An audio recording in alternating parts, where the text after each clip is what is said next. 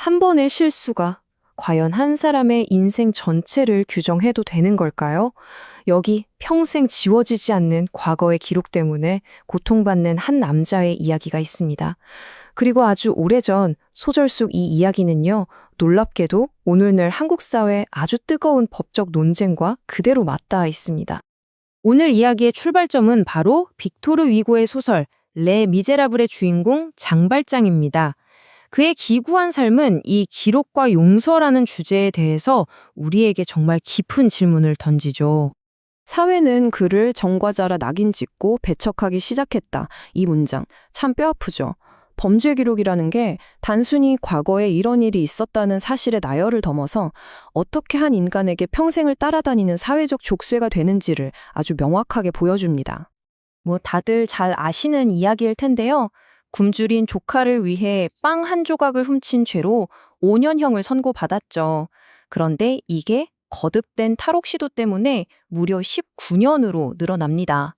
감옥에서 나온 뒤에도 전과자라는 꼬리표는 그를 평생 따라다녔고요.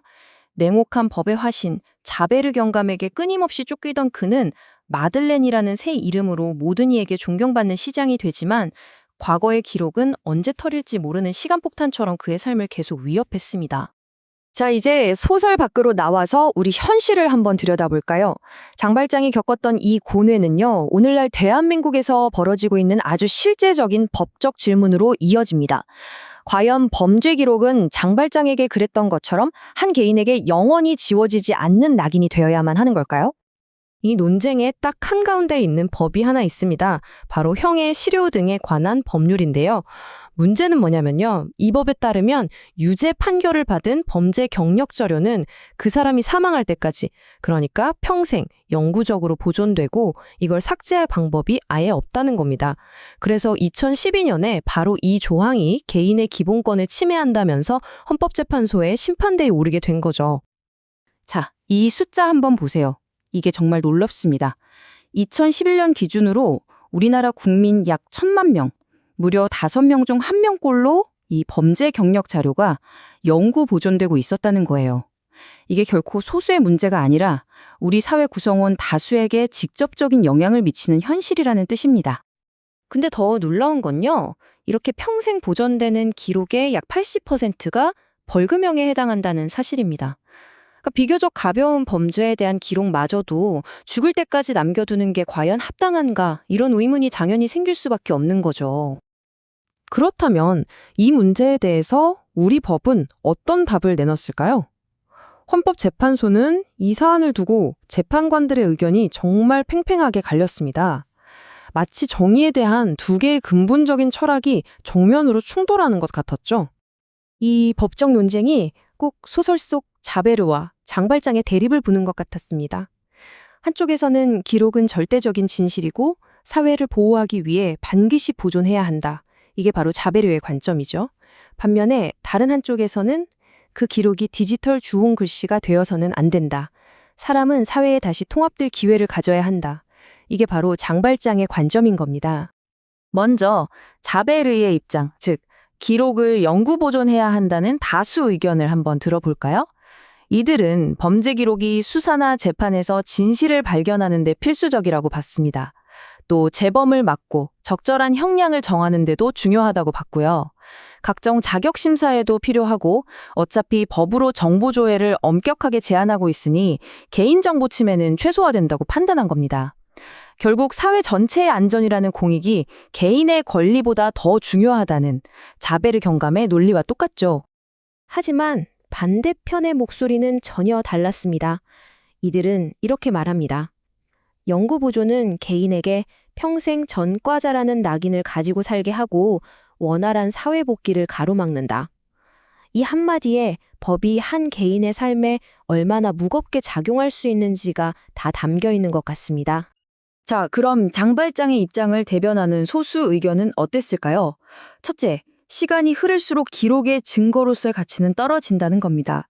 둘째, 대다수가 경미한 벌금형인데 이걸 평생 보존하는 건 너무 과도한 처벌이라는 거죠. 그리고 가장 중요한 지점인데요. 과거 기록이 언제든 드러날 수 있다는 이 불안감이 디지털 족쇄처럼 작용해서 사회에 다시 복귀하려는 개인의 노력을 근본적으로 방해한다고 봤습니다. 사실 이런 법적 논쟁이 좀 어렵고 추상적으로 느껴질 수도 있는데요. 최근에 우리 사회에서 이 문제가 아주 현실적인 딜레마로 떠오른 사건이 있었습니다. 바로 배우 조진웅 씨의 이야기입니다. 그의 과거 소년범 전력이 알려지면서 대중들 사이에서 정말 격렬한 토론이 벌어졌습니다. 이 논쟁은 마치 헌법재판소에서 벌어졌던 그 찬반 논리가 현실에서 그대로 재현된 듯한 모습을 보였죠. 이 논쟁에서 대중의 의견은 크게 두 갈래로 나뉘었습니다. 한편에서는 재활의 기회를 줘야 한다는 목소리가 컸습니다. 청소년 시절의 잘못은 좀 특별하게 고려해야 하고 이미 죗값을 치르고 지금은 사회에 좋은 영향을 주고 있지 않느냐는 거죠. 과거의 실수 하나로 한 사람의 인생 전체를 재단해서는 안 된다는 겁니다. 반면에 다른 한편에서는 대중의 알 권리와 책임을 강조했습니다. 과거 피해자의 입장을 먼저 생각해야 하며 공적인 인물의 과거 행적에 대해 대중의 알 권리가 있다는 주장이었죠. 용서라는 게 과거의 행동 자체를 없던 일로 만드는 건 아니라는 점을 분명히 한 겁니다. 자, 그러니까요. 결국 핵심 질문은 이거예요. 우리는 과연 어디에 선을 그어야 할까요? 이 기록의 무게를 어디까지, 언제까지 짊어지게 해야 하는 걸까요? 이 범죄 기록 영구 보존에 대한 논쟁은요, 결국 우리 사회가 가진 두 가지 중요한 가치가 팽팽하게 부딪히는 지점을 보여주는 겁니다.